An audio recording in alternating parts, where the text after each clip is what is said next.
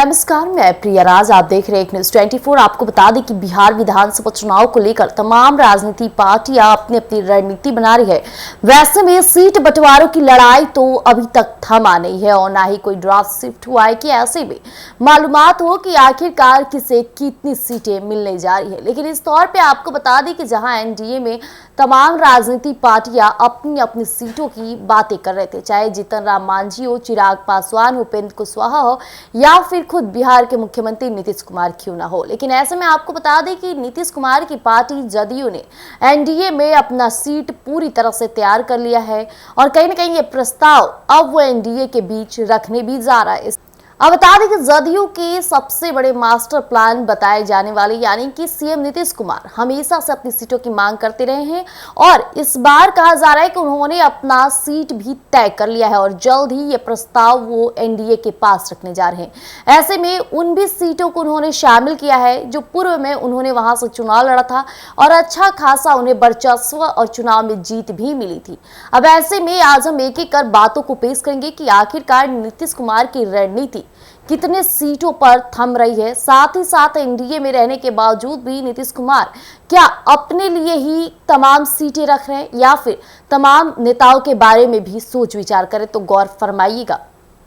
आपको बता दें कि लगातार सीट की संख्या को लेकर महत्वपूर्ण निर्णय लिया जा रहा है, तो जदयू की कोर कमेटी की बैठक में इस पर मोहर लगनी बाकी है कि जदयू कितने सीटों पर अपनी दावेदारी एनडीए के भीतर रखेगा। कहा यह भी जा रहा है कि यह संख्या 100 से 110 सीटों के बीच की होगी। जदयू के प्रदेश नेतृत्व ने इस संख्या के लिहाज से सीटों को चिन्हित किया हुआ है। सीटें वही है जिस पर जदयू के विधायक है और पूर्व के चुनाव में जदयू को उन सीटों पर जीत मिल चुकी है। कोर कमेटी के निर्णय के बाद उसके बारे में एनडीए की बैठक में इस पर विमर्श होना है।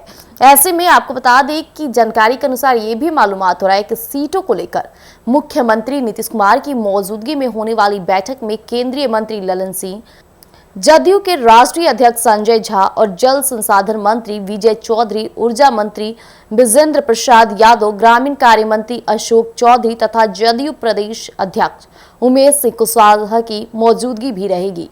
इसी बैठक में यह निर्णय लिया जाएगा कि एनडीए की बैठक में जदयू कितने सीटों पर अपनी दावेदारी करेगा।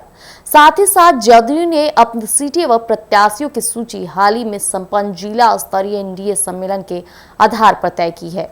साथ ही साथ जदयू नेतृत्व ने यह तय किया है कि इस बार संभावित प्रत्याशियों से किसी तरह का आवेदन चुनाव लड़ने के लिए नहीं लिया जाएगा।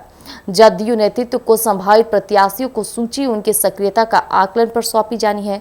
इस क्रम में स्थानीय स्तर के सामाजिक समीकरण का विशेष रूप से ख्याल रखा जाएगा।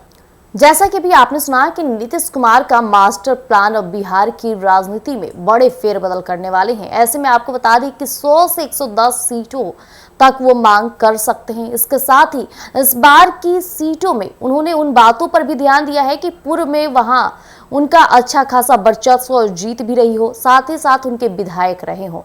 ऐसे में कहा जाए तो एक नए समीकरण को साधने की भी तैयारी है, लेकिन इसके साथ ही वैसे कैंडिडेट को मैदान में उतारा जाएगा जिनके पास समीकरण और स्थानीय मजबूती होगी।